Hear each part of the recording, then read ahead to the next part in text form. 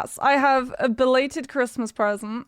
To me, that all of you wonderful viewers are going to be able to also share. Replay codes. I got the replay codes for every single map between Mutants and Nightmare. And I am very, very happy. I'm very much looking forward to being able to do a full breakdown. And if this is anything like any of our other breakdowns, probably gonna be like a 7-hour, 8-hour stream.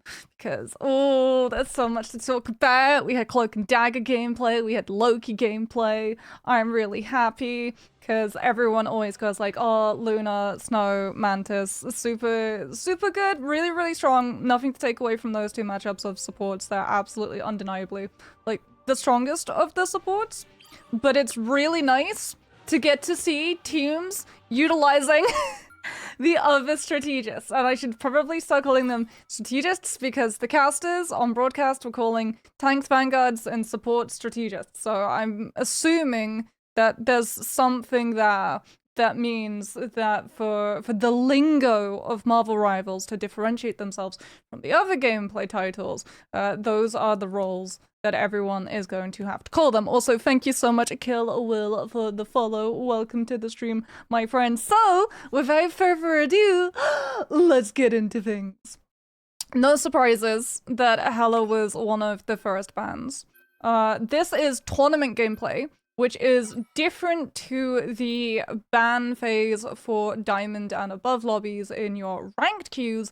Tournament gameplay allows you both to have 2 bans, however, you get 2 protects. Each team gets 1 protect hero that they can make sure is not bannable. So we had the Star-Lord ban come through, we had the Wolverine protection coming on out from the side of Mutants, which means that they're going to be able to utilize that Wolverine to absolutely blitz down the enemy tank. Plus, there's a wonderful little bit of tech that you can do, which I'm sure we will see when we head to one of these submaps over with the Wolverine, where you can kidnap tanks off of the map, and with just that one hit, they'll be able to immediately get them off of the map. And then we had the Hulk protection coming on through from the side of Nightmare. No surprises there. Hogs loves to absolutely play the Hulk, and also if you play the Hulk, then you can play the Hulk composition with the Iron Man. And since we have Star-Lord being banned out, Star-Lord doesn't, you don't have to worry about your Iron Man having to deal. Star-Lord, who gets to try and close up the distance and use the iframes on that roll to be able to absolutely mince down the Iron Man. But there goes the Iron Man! Which is pretty smart from Mutant side. They see the Hulk protection, they're like, okay, Hulk can be used to set up a number of compositions. We're gonna take Iron Man out of the equation because one of the major compositions, and you'll be running into this if you are in GM lobbies or above, is that you use the Hulk, Groot, and Iron Man, and you shred. It's crazy. You have those 3 heroes, and then you run 3 supports. Nothing dies on their side, everything dies on your side. So the compositions that we end up coming out with is Cloak and Dagger, Wolverine, Rocket and team-up synergy with Groot, Moon Knight, and then Magneto.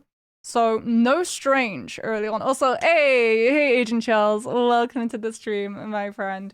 You have joined us at the perfect time because we're just about to get properly started. So yeah, no Strange, which might be a little bit strange, pun fully intended. But with Hela being out of the equation, you don't have to worry about like having the Strange shield and the Strange's ability to levitate on up in front of the Hela and fully block out the ultimate. So it can be a little bit easier for certain other tanks to actually start to shine if Hela is out of the equation. Plus, we know that there's going to be Hulk coming on through. A lot of the compositions that Nightmare have loved to play in the past have things like the Hulk and Venom, which is very sort of dive-centric, that you can pull off, and Strange being sort of tied to being a frontline character does mean that if he gives up that position to try and peel for his backline, you lose a lot of spacing and threat and sort of room for your DPS to outmaneuver the other sides straight up in that duel. And we can even see like Super Gomez goes for the Psylocke, is going to be able to dive alongside Hogs on the Venom, but as we know from one of the VODs that we looked at previously, not being able to dive at the same time does make it pretty easy for you to predict where the Psylocke is actually going to be popping on up. Once you see where the Venom hits, you're like, yeah, the Psylocke's probably going to be following up shortly afterwards. So you can bait one of your backline players, entice the Venom, entice the Psylocke, and then murder the Psylocke when she shows up. But we have Corova going for the Adam Warlock, which I'm really happy about. I love Adam Warlock. Hey, Honey Badger. Hello, Phil. Welcome to the stream, friends. I absolutely adore Adam Warlock. He's really, really strong. He has so much DPS that you can do. If you didn't know, there's an animation cancel on the Adam Warlock where you can basically go to your alternate fire and then you can immediately interchange into your primary, which absolutely minces it. One taps the 250 squishy. It's really, really strong. Hey CV Chan. Welcome to the stream. How are you doing? So yeah, I'm really happy. We're gonna get to see the Cloak and Dagger fully come through, which means that we're gonna be seeing people actually utilize the Cloak and Dagger utility. Cloak and Dagger is a really strong unit for heals, who does tend to get overshone by Luna Snow and Mantis simply because of the amount of healing that Luna can bring to the table, as well as Dance Floor being absolutely insane as an ultimate. Plus, at these levels, we're going to be seeing a lot of those players being able to block the one-shots, which counters that ultimate entirely. So to start off with, we're going to be following along with the Cloak and Dagger. One of the reasons why we're going to be following along with the Cloak and Dagger's POV as we wait for the Strange to set up the portal is because Cloak and Dagger builds their ultimate really, really quickly. So more than likely, we're going to be seeing that ultimate come through first, which is really, really strong when you go into control because you can utilize it to just fully block off a space and make sure that your team are going to be safe. The Mutants composition is Chef's Kiss? Yes. This is a really fun one. I mean, do we follow the Cloak and Dagger? Actually, no. Let's follow the Wolverine POV because we're going to be seeing a dive come through. Yeah. There it is. There's the kidnap directly onto the Venom. And this is the wonderful thing that you can do with Wolverine. This is a wonderful thing that you can also do with Winter Soldier. If you're an old school Roadhog player, you're going to understand that when, you know, like you hook people in, you can turn your camera and that actually influences the direction that they get grabbed. You can do that with things like Wolverine. You can do that with things like Winter Soldier. And this is really, really strong because what the Wolverine has been able to do is go for the thing that is going to be that immediate green light signal for the Psylocke to have the space to be able to hit in. Like, that kidnap on the Venom is really, really good because you can actually see Nightmare's composition fully backs off. They all put themselves back into this choke because they understand that they're not going to have that opening to go through since their Venom was out of position. And it's all because of the Wolverine. Who's already up to 100 rage. The Groot gets to push up, tries to wall off and find the isolation, and right off of the bat of that, it's pretty much a case of like, okay, the entire team is not going to be able to hold on to that one lane. They're all going to be funneled directly onto this angle here, over onto the right. Nightmare are going to be able to try and go for a hit on the backline because of how aggressive Mutants were being. They understand that with the Groot and the Wolverine pushed up that far, the Cloak and Dagger and the Luna are going to be left vulnerable, but here's one of the wonderful things that you can do with Cloak and Dagger, and I really hope that we're going to be able to see it. There's the dome coming through just to make sure that everyone's going to be intact. We can actually see as well that SJP utilized the shift. The reason SJP utilized the shift, not for a self-heal, is because everyone is going to be stacked on top of each other. So look at the amount of ult charge that this one shift is going to be able to get. Because every single time that that shift goes through, it's piercing every single person in front, enemies and allies alike. So we're already up to 22% on the dance floor. And you can actually see as well that Harvey on that Cloak and Dagger is going to be able to avoid out of the Onk, which is really, really good because Amazing would have been able to set up that kill for Hogs to be able to come through and find that hit onto the Luna Snow. And unfortunately, the Luna Snow does get traded because the Venom gets to come on through. And we can actually see as well that Amazing went for a dive alongside his Venom because they needed to just cut out the feet of this really tanky front line, right? With the Groot, with the Strange, if they get just full 24/7 Luna and Cloak and Dagger heals with that 15% heal boost on the barrier, for Cloak and Dagger, and also like all of the additional AoE from the heal that gets layered on top of how close both the Groot, the Wolverine, and the Strange are going to be playing. Nothing on that side is going to be able to die. So they had to go for a trade onto the backline. And they're able to actually find both because what they do is they stagger their dive. So if we have a look over towards Super Gomez. Super Gomez is over here. Well, the initial dive goes through. Because Rymazing is free to hold this angle. One of the things that Mutants composition is doing is they're very, very good at melting down tanks and stopping a lot of chokes and stopping a lot of space.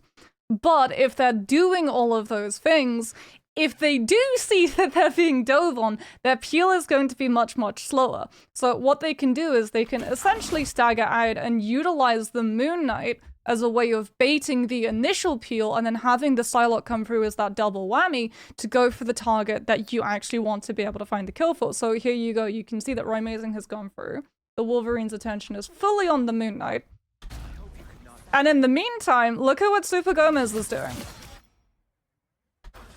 Gets to come on through, finds the dagger, keeps the Stranger's attention. And then because the Stranger's shield is forced on this position, the rest of Nightmare's team can just fully collapse in and kill that Groot.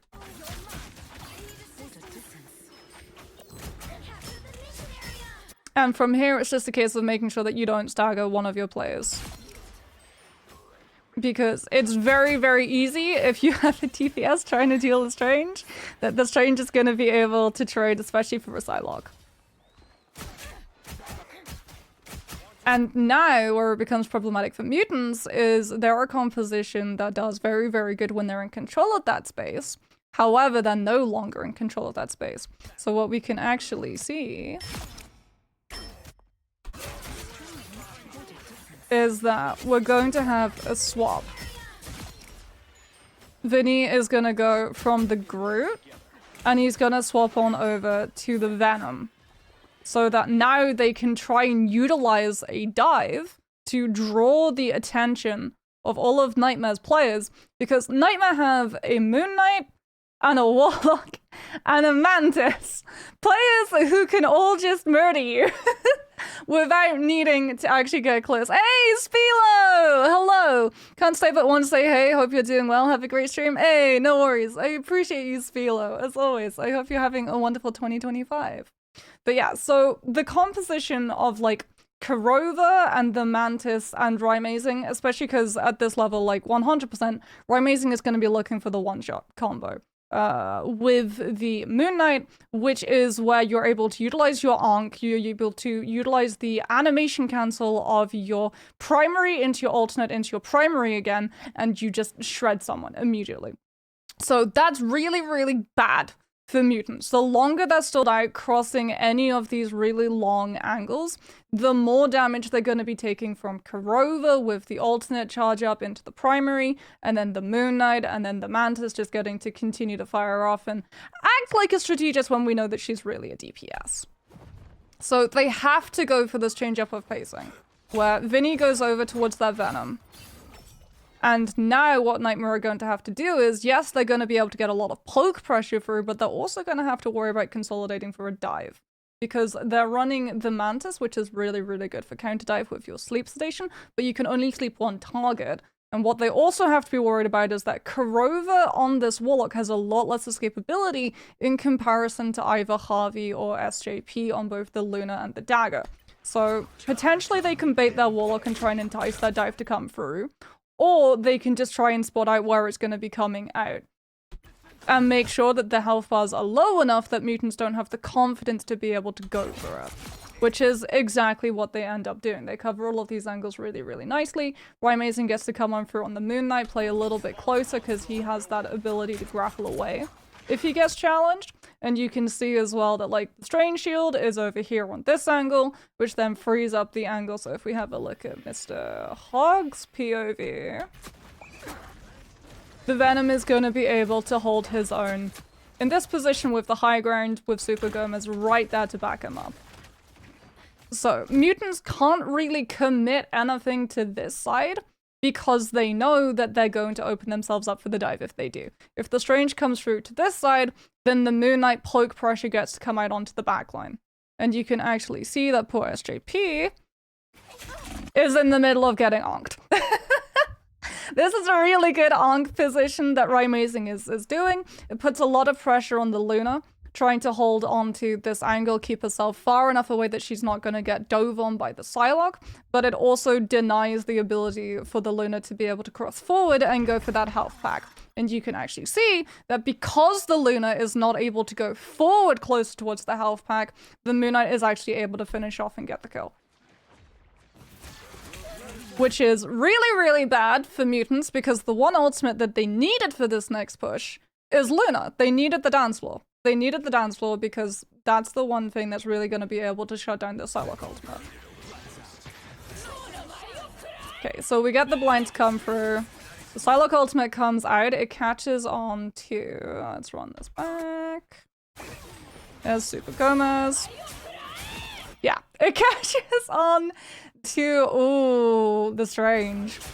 Which is really, really good, because that's then going to have a domino impact. Like, yeah, you're not going to be able to get these other targets towards the back, but you've actually taken away the shield, which is stopping all of that poke pressure. So that immediately opens up the avenue for Kurova or Aramori or Rymazing to find much more value when Mutants try and disengage. So this next fight is going to be stalled out even longer. They fully back up, they have to reset, they know that they don't have the Strange Shield to be able to cover them, and that's gonna start letting that poke just continue and continue and continue. And if we have a look at what Kurova's playing, all the way over here, full understands, like, I've got my ultimate, I can make sure that I can bring everybody back safely. You have to be careful about how you use your ultimate as Warlock when you're up against things like this, because Venom can close the distance very, very quickly, and since when everyone comes back, they're brought in with very, very low HP, 100 HP.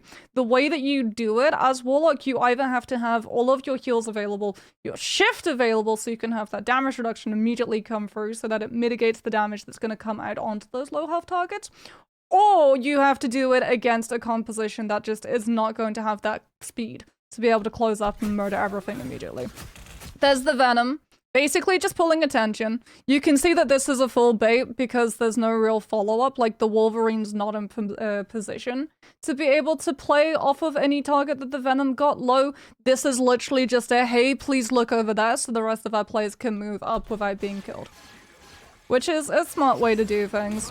And then you can see that Onk comes through. Hogs takes advantage of the fact that the Onk is going to be limiting a lot of the Luna's mobility and actually full commits this dive at the same time as Rymazing goes for the Moon Knight ultimate.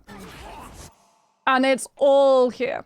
It's all on this position where that Luna is going to be. Like, this is something that's really, really smart. I absolutely adore how they've essentially boxed the Luna in. This is about option denial. If you try and go to the left, you go into the Moon Knight ultimate. If you try and go away from the Moon Knight ultimate and towards the health pack, you go towards the Venom, and you're not really going to be able to go through your team, because if you do try and get towards your team, your Strange is going to have to flip a shield, and 100%, I guarantee you, yeah, there it is.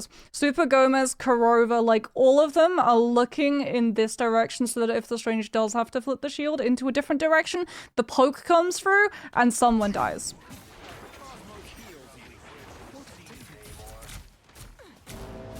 Okay, so NTMR ultimate comes out and it manages to catch onto both Kurova and Super Gomez. Super Gomez probably shouldn't have been caught out by that, with Psylocke having a lot more movement options than Adam Warlock, but the terrain on this part of the map can be a little bit dicey in terms of hero interactions on it, and you can actually see that, like, Super Gomez was trying to hold on to this angle and gets caught out because of it. Like, Kurova here 100% is going to die. We've all been that. We've all been Adam Warlock being targeted by a NTMR ultimate. He is still going to have the opportunity to be able to cocoon. He's going to go behind point and cocoon. And this is the best opportunity that Mutants have had thus far, outside of that first fight when the Wolverine kidnap came through on the portal immediately. So we're gonna see the commitment of the dance floor come out. They know that the Moon Knight just used the ultimate. They know that Psylocke is not going to have her ultimate up because even though she used it pretty early in the round, there haven't been dive follow-ups from the Psylocke side to hit into the backline. The Psylocke's been much more in charge of trying to shut down some of the angles and being that second staggered follow-up on the dive. So Super Gomez overall, if we pull up tab and we look at the statistics, something else that I adore about the replay function from other Rivals is that it live tracks the stats so you can see what's been happening. And like, even though Super Gomez is sitting at 3,866 damage, which is the most in this lobby, there hasn't been any full Psylocke commitment dives to be able to find the picks, nor has the Psylocke been taking duels against characters and getting them from 100 to 0 with things like the dash through and the application of the butterflies a second time. So that means that Mutants, because they're ult tracking, they understand that it's okay for their Luna to use the dance floor now when they have the space to be able to push Nightmare off, because just like Mutants, if Nightmare lose control of this position, all of these slow-moving pieces that take a long time to be able to set up where you want to play them aren't gonna have access to their win conditions, so winning the fight now is much more important and holding on to that dance floor and utilizing it to counter the second Psylocke ultimate when it comes through. And this is wonderful. Kurova tried to go for that ultimate of bringing everybody back, but Mutants understand where the Warlock is going to be trying to revive people, because the way that the Warlock ultimate works, and I know there's a little bit of confusion, and I still see a couple of Warlocks, I say a couple, I see a lot of Warlocks actually getting this wrong. Where everyone gets revived is based on where the Warlock casts the ultimate. You can cast the ultimate in a separate space, and then the distance where everyone gets who counts as being revivable is actually off of the Warlock, his own hitbox. So you can cast your ultimate in a safe space, and then you have 10 seconds for your Warlock to be able to walk wherever he wants and find the revives, and it's not going to revive them on the Warlock's position, it's going to revive them on where that ultimate was originally cast. So Mutants know that the ultimate was cast right here. You can see that circle still coming into view. They've still got the dance floor up, so they're going to utilize that dance floor to be able to push around that corner and make sure that if anyone does get revived, they're immediately going to be able to try and kill them again. And that means that the Wolverine is going to get an absolute smorgasbord of targets to be able to just grab. Yeah, so there's the kidnap. There's the full rage, and oh my goodness! That is 1, 2, 3, 4 players all get caught. And then they all get revived, and immediately you're just gonna turn around and kill them again. Oh no. And that's why Warlock's ultimate can be both a good thing, but also a really bad thing. You have to be so careful, especially if there's a Winter Soldier. If there's a Winter Soldier in your lobby and he has ultimate, you don't want to use Adam Warlock ult. Because everyone's gonna get brought back at 100 health and he's just gonna get again. He's gonna get so many resets. Yeah, right, amazing. Oh man, the only way he lives that duel is because he throws the Ankh. He throws the Ankh down and the Wolverine has to back off. And then he's able to get the health back off of the back of it. Okay, so Mutants finally got the point, which is really, really good for them. They've got both tank ultimates to be able to hold on to it as well. We're gonna see the Wolverine just try to hold that spacing, try and figure out where exactly the Psylocke is gonna be, because again, they have to try and make sure that their backline is gonna be safe. And you can see, like, it's essentially 3 players here, and then if we... It's insane they're supposedly buffing Wolverine. Yeah, I know! But I mean, if you saw the post that they had, CV, talking about what they were planning on doing, like, into the season, and the heroes that are getting changed. It was, what was it? It was like Venom and Captain America movement buffs, cloak and dagger adjustments, and no mention of like Mantis or Luna. So I'm like, oh boy, if they nerf cloak and dagger before nerfing Luna and Mantis, I don't know how I feel. I do not know how I feel. We'll see though. We'll see, because we have all of the Fantastic Four coming on through, and I mean, hopefully Susan Storm is gonna power creep meta in terms of the support lineup. I hope we're gonna get some preventative damage instead of reactionary damage as a kit with like shielding and things. If you've ever played World of Warcraft, like Discipline Priest, I think would be pretty cool to get to see. But yeah, buffing Wolverine would be insane. That being said, I think part of it might be, and this actually happened in, there's another NetEase game that I cast, which is Naraka, and there was a patch that occurred before World Cup last year where a hero got dropped, and originally everyone thought that he was really, really bad. And it was only about 3/4 of the way through that patch's cycle that people started figuring out that no, he's actually really, really strong. But by then, the devs had already had the feedback that people weren't picking him because they thought he was weak. So when we had the next patch come through, even though everyone had by then figured out that this hero was really, really strong, really overtuned, he actually ended up getting buffed. And I wonder if that's something that happened with Wolverine, because if you think about it, when Marvel Rivals originally dropped, it took a while for people to realize who exactly was super, super strong. Like, for the first couple of days, everyone was coming like, oh my goodness, Jeff's ultimate, absolutely awful, Wolverine is so bad, my goodness, I can't believe it, he needs buffs, and like everything like that.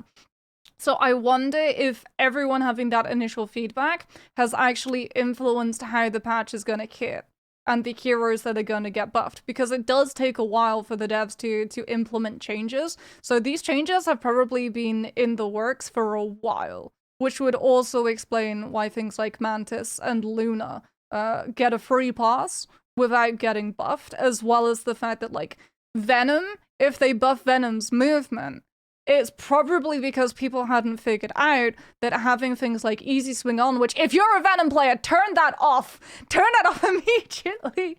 But not just that, there's also a setting where by default, Venom, Jeff, Rocket, they all, when they run on the walls, they all run based on keyboard and forward direction facing as opposed to cursor. So if you play things like Venom, Rocket, and Jeff, I strongly advise that you actually change that setting to running on walls rather, to cursor facing, which gives you a lot much better movement.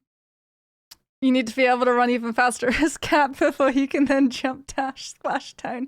True. That kind of almost happened with Juno too, except she didn't get Giga buffed. Yeah, exactly. Because like, it was still very, very new. People were still working out all of the tech. Wolverine players hadn't realized that they were more a tank buster than they were a dive, I'm going to kill the backline, because remember, all of like the damage that he does, it's health percentage based, right? So Wolverine players and people who had Wolverines on their team probably looked at his kit and went, oh, I should be targeting a support. And as a result, they would go in and they wouldn't be able to actually achieve what they were meant to be doing. And then halfway through the patch cycle, suddenly everyone went, oh, wait a minute, health percentage based. I should go for the thing that has more health percentage. I'll do more damage. Hey, Foresight, thank you so much for gifting 5-tier subs to the community. Thank you so much, my friend. As always, I appreciate every single bit of your support.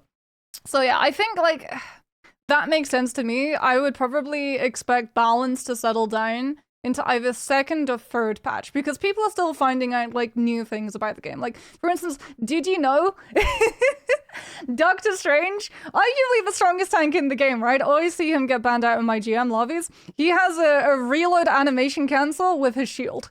Like, you can essentially wait for his reload bar to be about 3/4 of the way full, and then you can immediately cancel out of that last quarter by going for his shield. And you still have all of your ammo back. It's kind of crazy.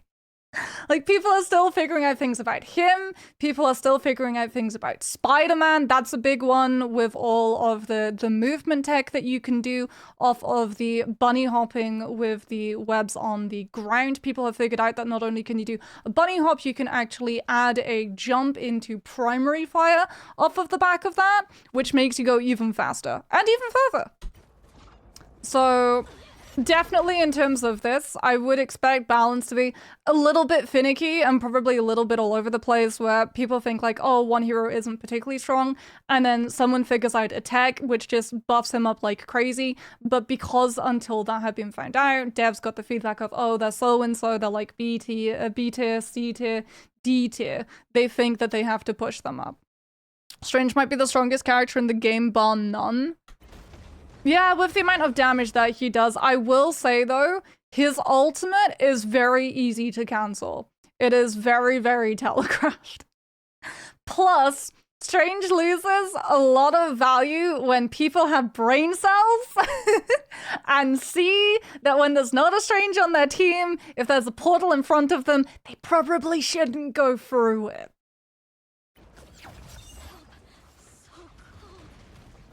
Okay, so Rymazing's got ultimate. I want to follow along with Mr. Moon Knight.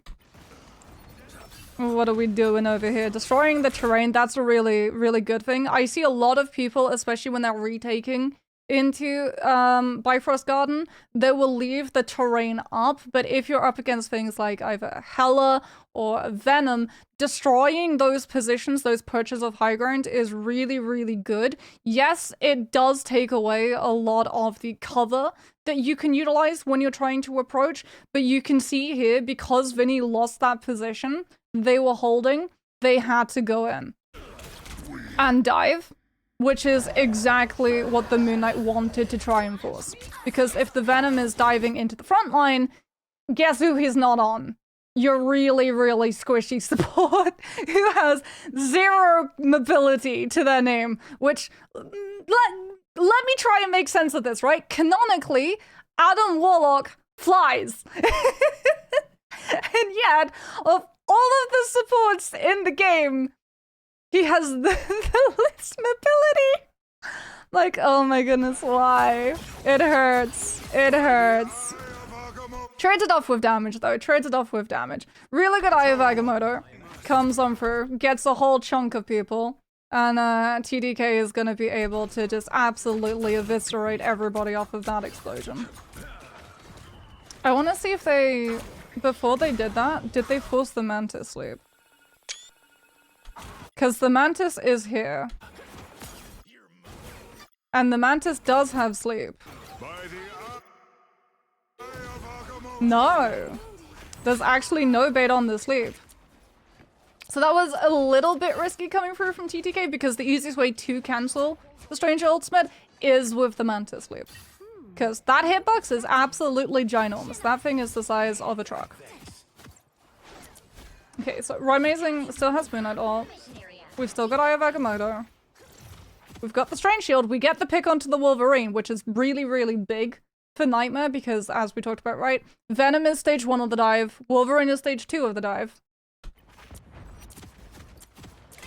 And then again, putting pressure so that the Venom doesn't have that high ground position. One of the reasons why they put pressure on the Venom there instead of destroying that position is because they want Hogs to take it. Because now Hogs has that line to go for the backline. And crucially, they have to dive the Luna because that is way too close to the dance floor.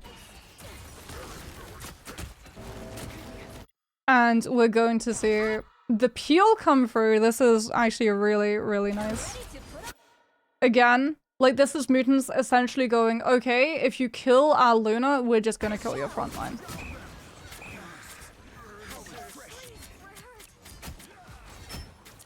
So there's 0 follow-up. The Luna went incredibly low. The Luna almost died.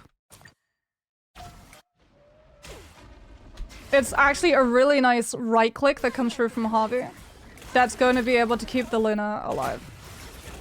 There we go. Yeah, that little bubble. Because you can actually see, we just got to see it a little bit of a second ago. There it is, yeah, it's the Ankh.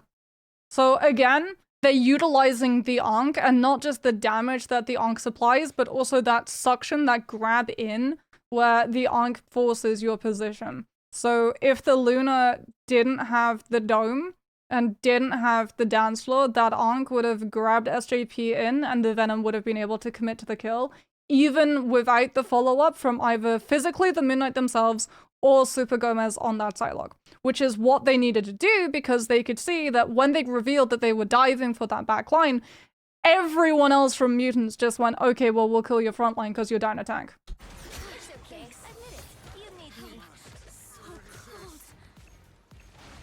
And then because they're down this much percentage, they have to push for as many staggers as they possibly can. Especially since they use the dance floor. So they are able to get really good kills on things like the Mantis, onto the Moon Knight, onto the Warlock. They don't have a support ultimate for this next fight, which is why this pick here, Vinny getting Super Gomez that late, is absolutely massive. Because that should mean that we head into final fight territory, and Super Gomez on that Psylocke is not going to be set up to commit either for the dive or look to poke with the shurikens and build into the ultimate, into the Dance of the Butterflies. And again, Mutants are expecting, they know that there's going to be a portal play, they know that Nightmare are going to be able to have access to that portal to get from spawn onto the point, so they're already starting to pull back their backline, and this time they actually have one more form of peel. They've got the Namor directly there too. Dome comes in just to keep the Luna up and in this position so that she gets the angle to shift and pierce through absolutely everybody. Mantis ult comes out from the side of Nightmare. Kurova is going to be able to cocoon, so Kurova does have Warlock ultimate, which could be the thing that flips the script.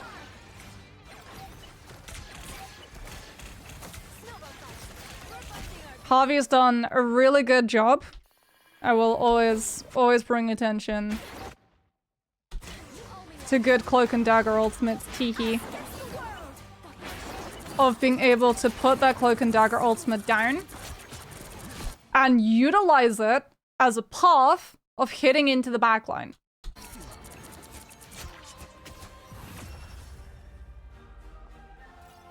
That was a really good play. Because, like, as a Cloak and Dagger, there's a couple of ways that you can use your ultimate, especially on Domination. The way that the Cloak and Dagger ultimate works is 220 heals per one of those swipes. You get 3 in total, but you can actually overlap. You can layer over them. You can go back and forth multiple times, and that heal effect actually stacks. So you can get 3 times 220 heals per second if you overlap all of that ultimate in one particular position. So if you are facing something like a Punisher down, you can actually face tank a Punisher ultimate with a Cloak and Dagger ultimate. So you can either choose to make yourself absolutely unkillable on a point, and in my own games, I've actually done that. I've utilized the back and forth to make myself unkillable so I can stall out that point and make sure that my team can come back through. Or you can utilize it if there's nothing that can one-shot you, like a Hawkeye, of being able to get yourself into the backline position and jump onto one of the enemy team's win conditions. So you can use it aggressively or you can use it defensively. And on that instance, it was okay to go for that play because, well, I want to go back here. I want to have a look at that last fight.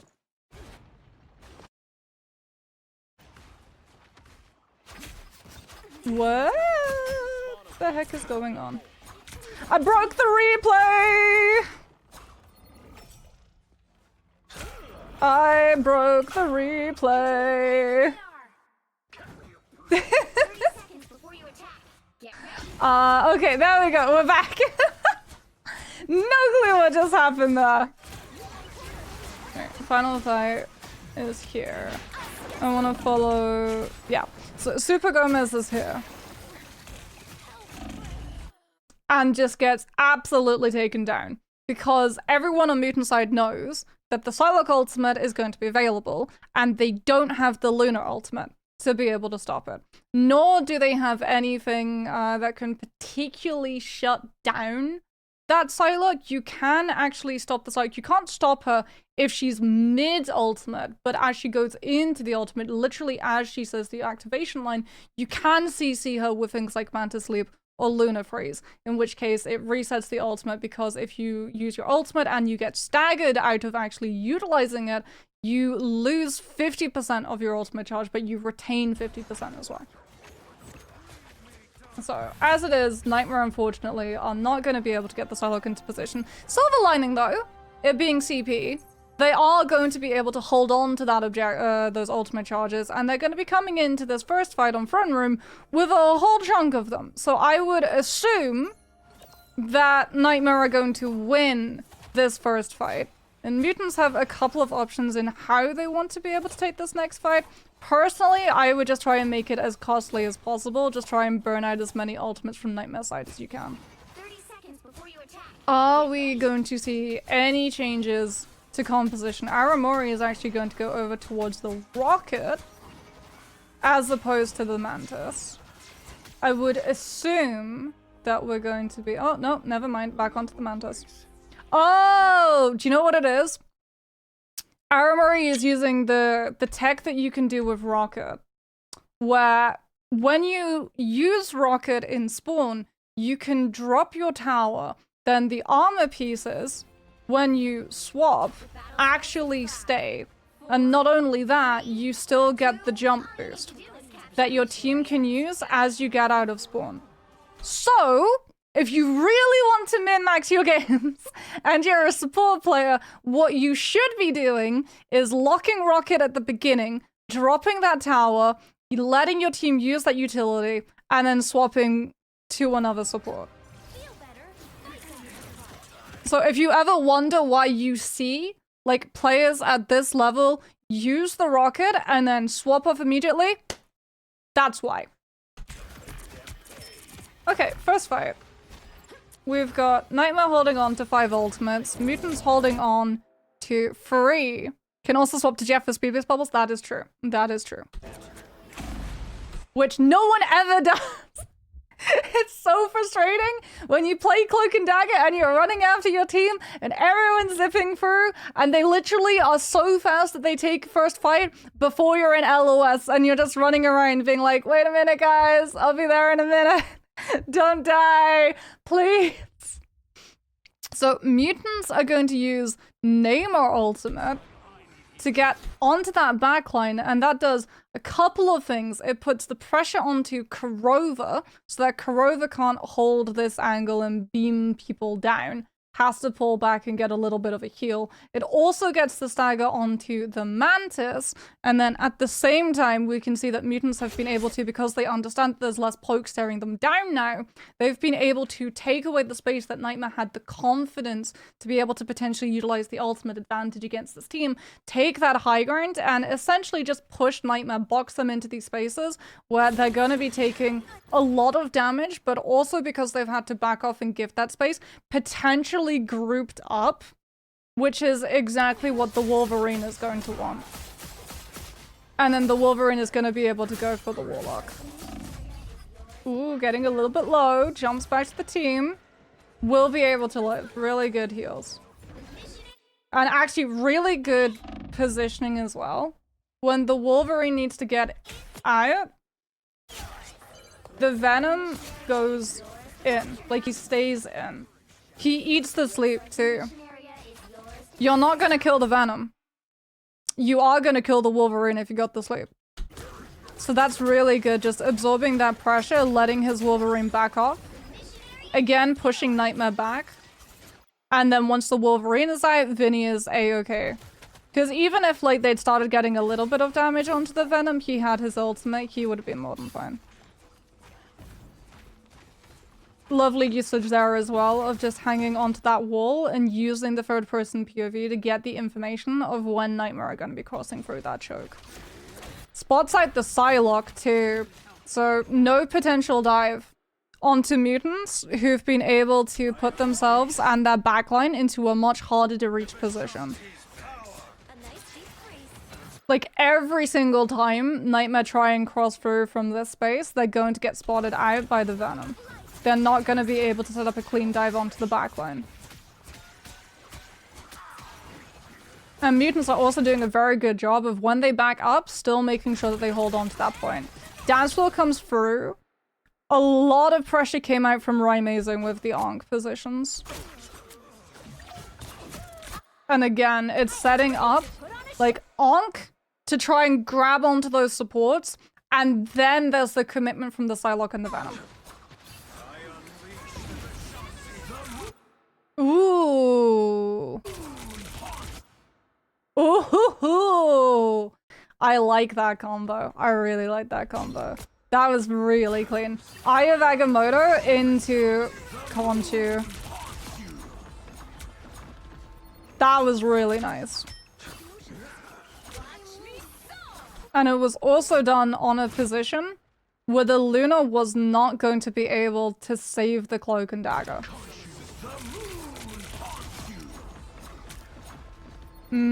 Tasty. I think Aramori as well tried to body block a little bit. Because the Mantis actually steps in front, like you can see here, Mantis. Yeah, Mantis steps in to the Moon Knight ultimate because Aramori sees the Wolverine looking for that dive. And if you want to go for the Mantis, the Wolverine would have had to have committed into the Moon Knight ultimate and died. So now, Nightmare have the upper hand in terms of when that fight goes into the second phase, after the dance floor has been done. The 12 seconds of nothing is going to die on the side of Mutants. Because Mutants were hoping that they would be able to stall out this point as long as possible. They had both support ultimates. So they would have been able to use dance floor first, and then Cloak and Dagger ultimate to hold on to it, but they're not going to be able to do that. And Nightmare understand that Mutants want to try and stall it out, so out comes the Psylocke ultimate. Just to close it out as quickly as possible and clear off that point so they can get control building. Well done, my son. Because now this really like poke heavy composition gets to go back to doing what it wants. Controlling the spaces, shutting down the chokes, and shutting down the safe passages of the Wolverine and the Venom into these fights so that Mutants don't get to utilize their composition the way they want to. Not without having to wait a lot of time, which is going to allow Nightmare to build up and match the point percentage. This is really nice as well from Rymazing, just with the Ankh here, so that if Mutants try and set up a dive to oust his position, he gets that additional bit of damage.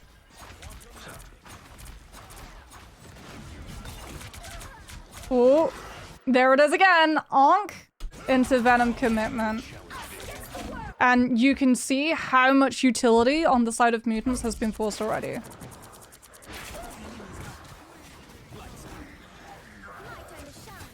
Yeah, no surprises that what they choose to use is the Cloak and Dagger ultimate to get out of choke. They don't have to worry about the Moon Knight ultimate. They don't have to worry about the Psylocke ultimate.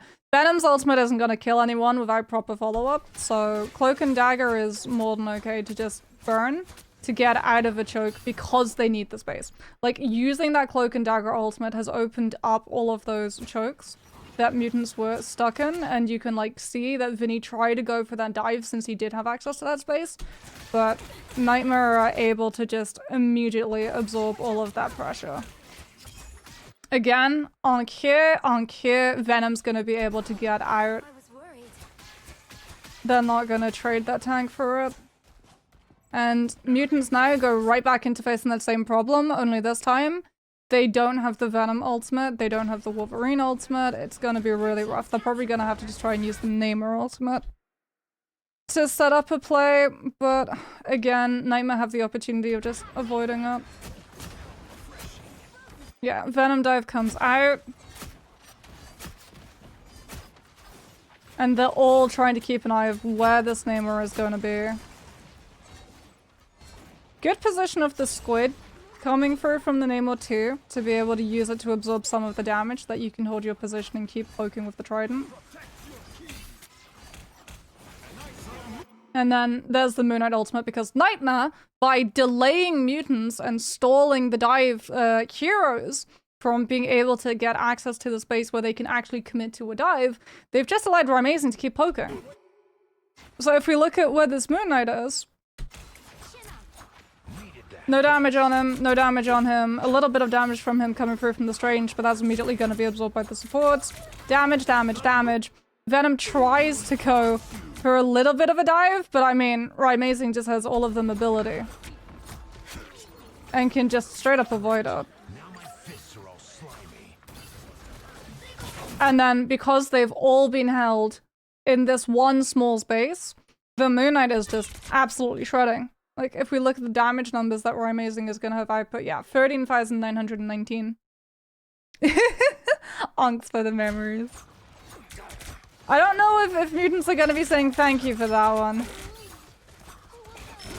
Ooh, they keep grouping up too. There's the Namor ultimate, and it's just to ice the Moon Knight. No! He's still got all of his mobility. He just gets to go right back into that same space. Oh no. Okay, well, dance floor's been built up. Mutants can finally brute force through. The good thing for mutants is there's no one-shot on the side of Nightmare. So the Luna can actually lead. She doesn't have to constantly be behind the Strange Shield. Like, if you have an Iron Man or a Magneto and you're a Luna, your position is always going to have to be behind those shields, because those ultimates are going to be looking to stop yours. But because there's no one-shot capability, mutants know that the dance floor has nothing to shut it down. So if you look at how they're actually playing it, they can use that dance floor, and they're essentially making their opponent choose between, do you try and contest point, or do you try and contest the players that are left behind vulnerable when the dance floor isn't within the spacing to use it? And then we're in final fight territory on the side of Nightmare. And mutants are having to burn all of their ultimates, which is exactly what Nightmare wanted. It's final fight territory. Just like in other games, when you have ultimate economy but you're in final fight territory, you really like have to burn your ultimate bank a lot of the time so that you can try and just win the fight. So Nightmare did a very good job of, just off of the back of things like the Moon Knight ultimate and also the Mantis ultimate, forcing mutants into having to overcommit. That was Cloak and Dagger ultimate, that was Lunar ultimate, that was Strange ultimate, that was Namor ultimate. All of them were just absolutely blitzed. And then they've still got the Psylocke ultimate, and no one was checking Super Gomez's location. Oh no. He's on the Luna, and TTK is not going to be able to shield. Oh no! Oh, that's so rough. Oh, right before the Luna was going to be able to make it to the Strange. And off of the back of that, yeah, Nightmare, 100%. They just get the point back immediately again. Ooh. Clean. Really clean from Super Gomez. Are you guys just having a pun off in my chat? Are you guys just having an absolute pun off in my chat? I see. Who's winning? Although, I guess, like, with how bad some of these are, I think we're all just losing. Okay, and now, here comes the problem for mutants. They took a match, and they ignited their ultimate economy. They tried to win that point back because of how punishing that point can be playing into retake. Like, if Nightmare tried to go for any kind of setting up an angle for either their Moon Knight or their Warlock or even their Mantis into a retake, Wolverine and Venom would have been able to do the exact thing that we saw them being able do after they won the first fight. They would have been able to utilize that strategy to be able to stall. And Nightmare actually probably would either have had to have burned their own ultimate bank, or they would have lost, and Mutants would have been able to win the round 2-0. So they really did bank on being able to hold on to that point. And unfortunately for them, it means that they're going into this next start with only the Venom ultimate. Granted, Nightmare are only going to be starting the fight with a Venom ultimate too, so it is a nice reset, but we've got Rymazing swapping on over towards the Magic, which means that Nightmare are going to be getting a little bit more dive heavy. Because Magic is quite literally in your face, and Rymazing is a very, very strong Magic. I would probably go as far to say that Rymazing is the strongest Magic player that I've seen in pro play. So I want to look at the Rymazing POV first, because there's a couple of like things that you can see, even from like here.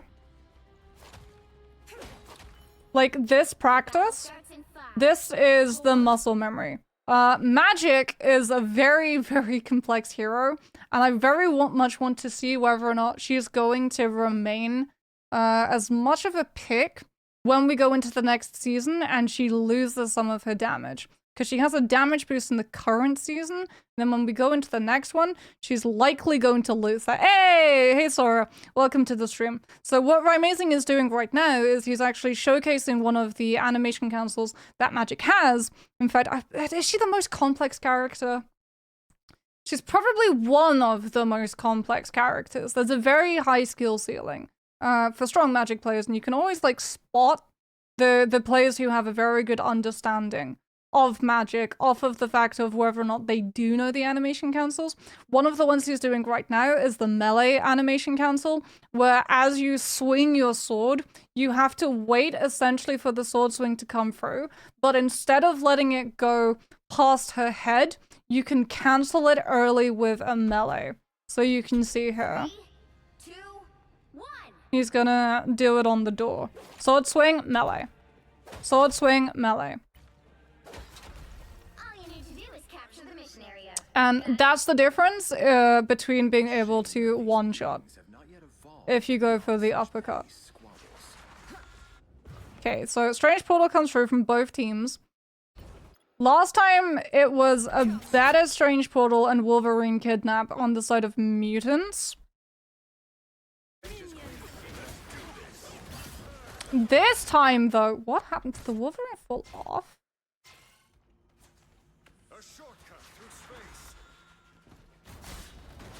Ah, yeah. Unfortunate.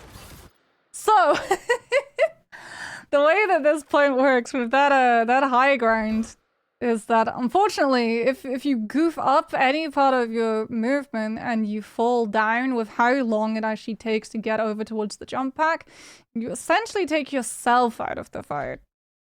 And now we're gonna follow along with Rymazing, because all of those players grouped up, oh yeah, that is a feast for a Magic man.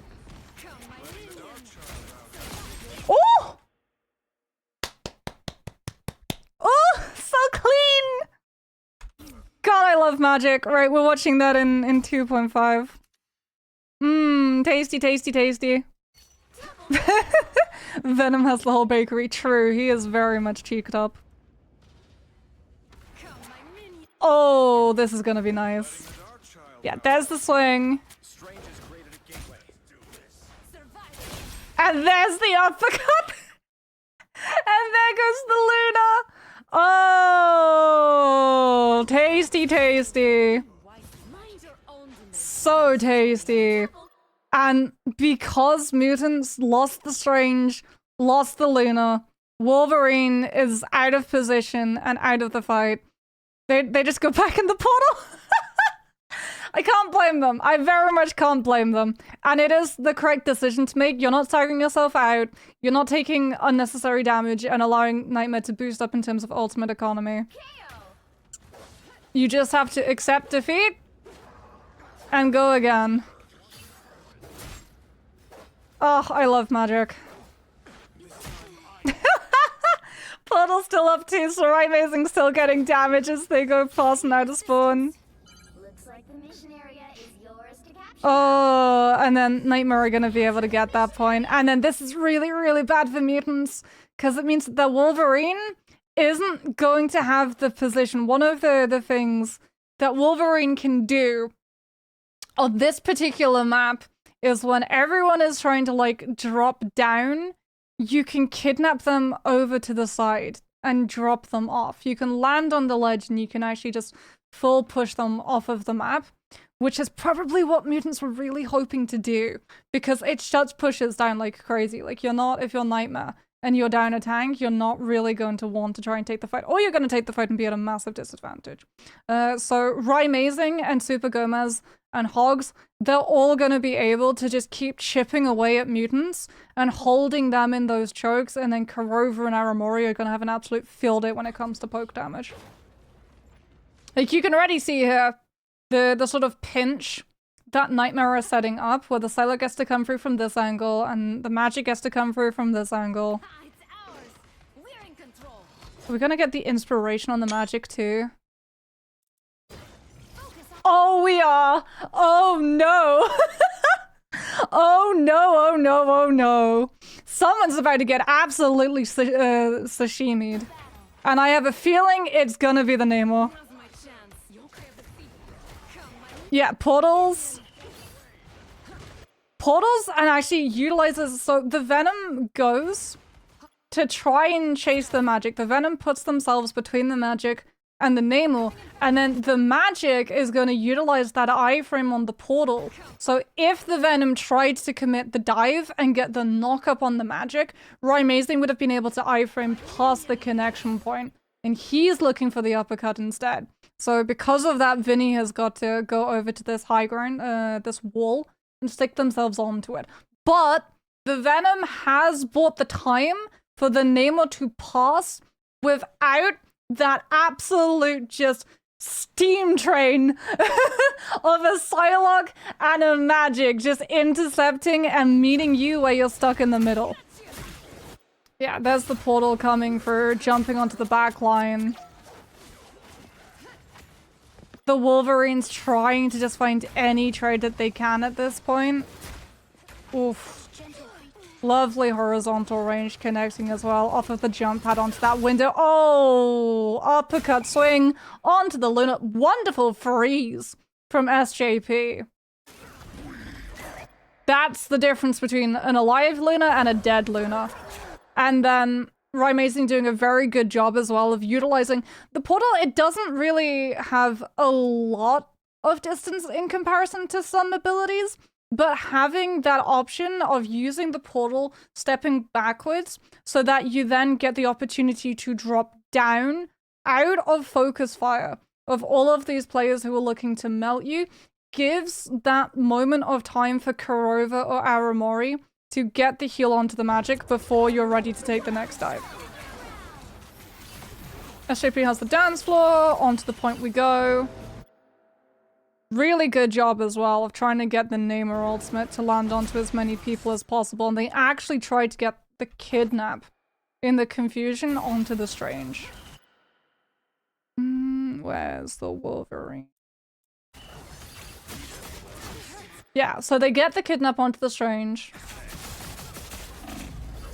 Unfortunately, because the Wolverine committed that kidnap onto the Strange, it actually takes him out of the LOS and AoE of the dance floor, which means he's 100% killable. So Gaskin actually does a very good job of essentially just calling out, hey, Wolverine's out of it, Wolverine's killable, vulnerable, and they're able to just mince him down. Ooh. Wonderful aim from Super Gomez too.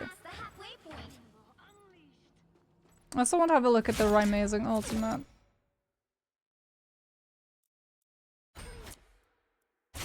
Because magic is really good for displacement too. Yeah, so... there's the displacement. Just getting so many kills. Like, utilizing those portals and the range that magic has with that momentum, the lunge off of her attacks, to be able to catch these disengaging players from the side of Mutants so that they just don't have the opportunity of regrouping.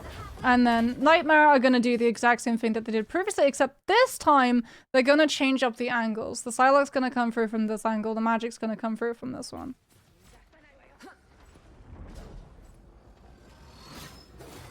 Ooh. Lovely little catch too. Just getting a little bit of chip damage. And then we can see they're trying to be a distraction. This is something that Nightmare have done a really good job of in the previous fights because they've never had the Strange play this up front before. So when Mutants cross that corner and they run into pressure from the Psylocke and the Magic, that's normal. That's something that's happened, so they're going to be expecting it. They've been conditioned to expect that it's purely going to be the Psylocke, purely going to be the Magic. There's not going to be any alarm bells ringing off when they don't see that there's no Strange on the front line. I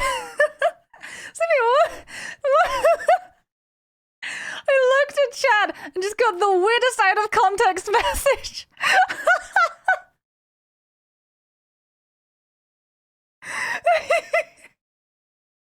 Oh, speaking about alarm bells, my mind just came like screeching to a halt. Oh.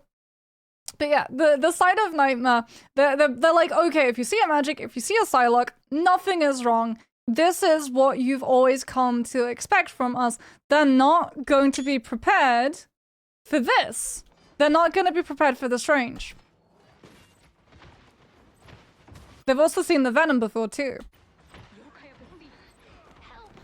Because like Mutants, because they're not running anything that's had the opportunity of going into that backline and diving, even if they kept the Wolverine, they wouldn't have been able to see the Strange. So no one on Mutant side is going to be calling out that there's going to be an Eye of Agamotto coming through when they come out of choke.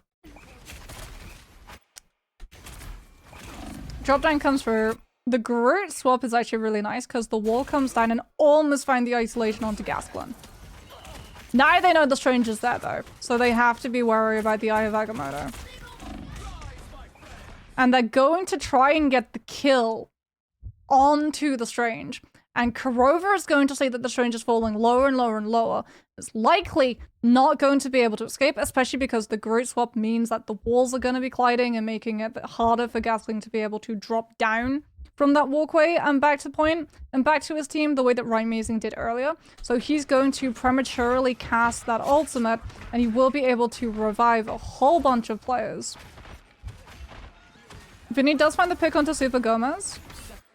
But Gasklin has actually been able to fall back to where the ultimate was cast and you use the Strange Shield to make sure that everyone who comes back who was low HP is recoverable. Eye of Agamotto comes out from Mutant side, but this is just a desperation play. And now they have nothing to be able to stop Nightmare from getting it onto them. And that was Royal Palace. Very fun. Nice little change of pace too. They also like went for the swap here. Like the Wolverine goes over to the Winter Soldier.